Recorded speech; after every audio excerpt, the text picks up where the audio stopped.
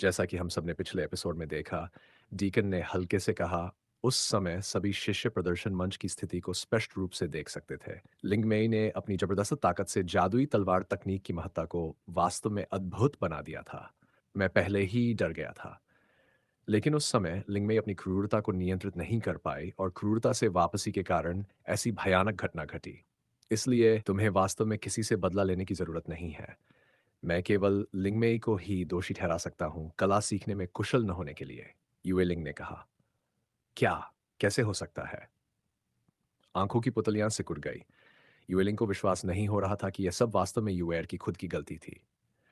एक समय के लिए उसके शरीर ने अचानक कमजोरी महसूस की और वह बेबसी से जमीन पर गिर गई। उसका चेहरा अस्त व्यस्त हो गया। अगर किसी ने उसकी बहन को चोट पहुंचाई होती तो वह अभी भी एक बहाना ढूंढ सकती थी। लेकिन अब यहाँ तक कि अगर वह अपना गुस्सा निकालना चाहती थी तो उसका दिल गुस्से से भरा था और उसे नहीं पता था कि वह ये गुस्सा किस पर निकाले। कोई वुल्फ और अन्य लोग इसे देख रहे थे, लेकिन वे बेबस होकर सिर हिला रहे थे और अफसोस कर रहे थे। यूएर, जब तुम क्रूरता को नियंत्रित नहीं कर सकती और जादुई तलवार की शक्ति को बढ़ा नहीं सकती, तो तुमने मुझे पहले क्यों नहीं बताया? मेरी बहन, मैं तुम्हारे लिए इतना अभ्यास सामग्री इकट्ठा नहीं करती। उनके बगल में खड़े सभी लोग भी हल्के से सिर हिला रहे थे, सहमति जताते हुए। हाँ, अगर तुमने पहले कहा होता कि तुम काफी मजबूत नहीं हो, तो इन दोनों बड़े भाइयों को 2 महीने पहले विशेष रूप से शूरा मैदान खोलने की जरूरत नहीं पड़ती और इतने सारे लोग नहीं मरते। युएलिंग की उंगली को धीरे से खींचते हुए युएर की सांस कमजोर थी। उसकी आंखों में आंसू थे और उसने घुटते हुए कहा, दीदी, मुझे माफ करना, मैंने तुम्हारी मेहनत बर्बाद कर दी। युएलिंग ने अपने दांत भींचे और उसका दिल टूट गया। उसने अपनी बेचारी बहन की ओर देखा। उसने उसे नहीं मारा। यूएर को भी दिल में अन्याय महसूस हुआ। दीदी, मैं जादुई चाकू को पीने में सक्षम हो सकती थी, लेकिन मेरी बांह घायल हो गई। चोट? भौहों को हिलाए बिना यूएलिंग अचानक डर गई। क्या चोट आई है? कैसे चोट आई है?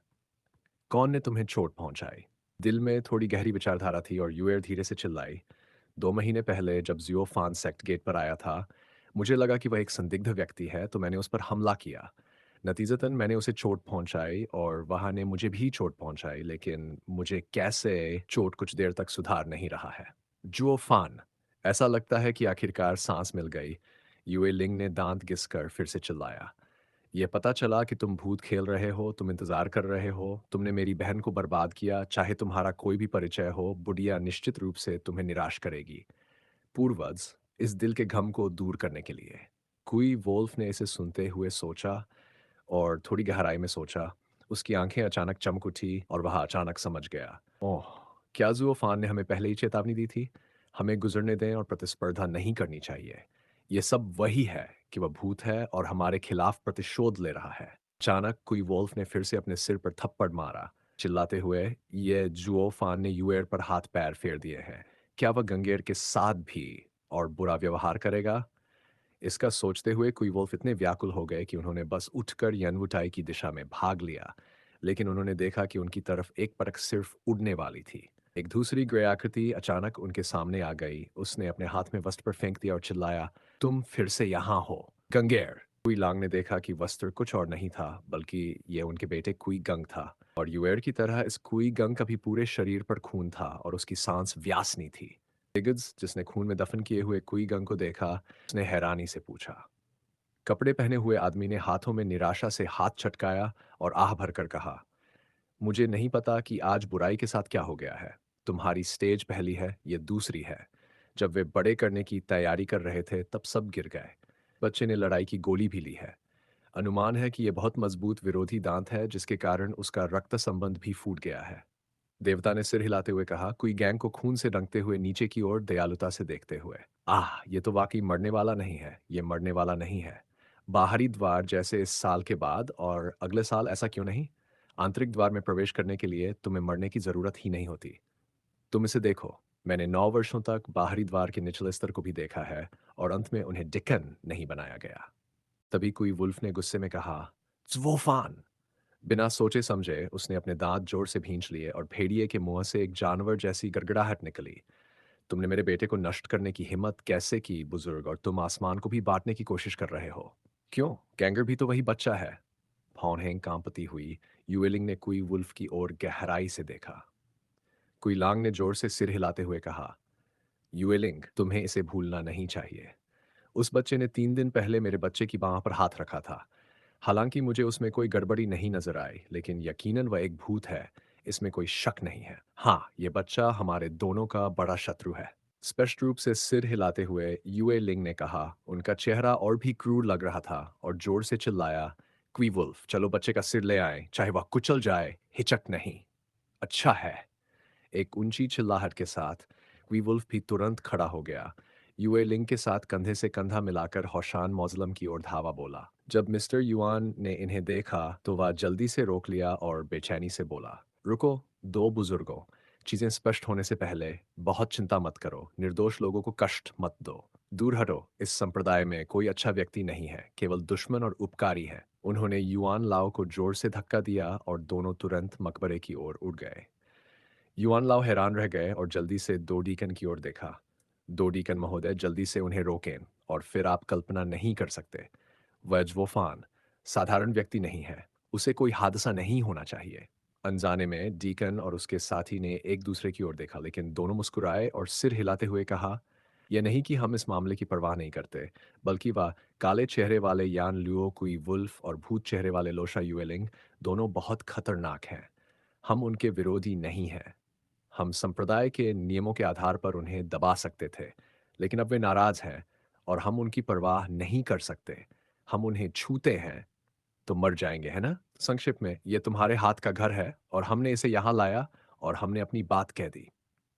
जैसे ही शब्द समाप्त हुए, दोनों ने जल्दी से अपने पैरों पर कदम रखा और आकाश की ओर उड़ गए, लेकिन वे गायब हो गए। ये देखते हुए युआन लाओ अपने पैरों को पटकने से खुद को नहीं रोक सके और जोर से चिल्लाए, ये दूसरे पूर्वजों का गिरोह वाकई अविश्वसनीय है। डीकन होने के बावजूद उन्होंने शिष्यों को मारने की हिम्मत भी नहीं की। लंबे समय तक मोसेजों को तुम्हारे जैसे लोगों से बर्बाद नहीं किया जा सकता। ये लोग इसे संभाल नहीं सकते। जैसे कि आंख की पुतली थोड़ी कांप गई और युआन लाओ ने जैसे कुछ दुखदाई चीज के बारे में सोचा और उनकी आंखों में उदासी का एक छायांकन देखा। मोसे जोंगहो पर्वत का मकबरा एक ऐसी जगह है जहां जोंगमेन के पैट्रियार्क अपने बुजुर्गों की पूजा करते हैं और उनकी हड्डियों को दफनाते हैं। अपने जीवन काल के दौरान अपनी शक्तिशाली ताकत के कारण, यहाँ तक कि मृत्यु के बाद भी, उनका शरीर यहाँ दफन होने पर भी उनके शरीर में ऊर्जा लंबे समय तक खत्म नहीं हो पाती।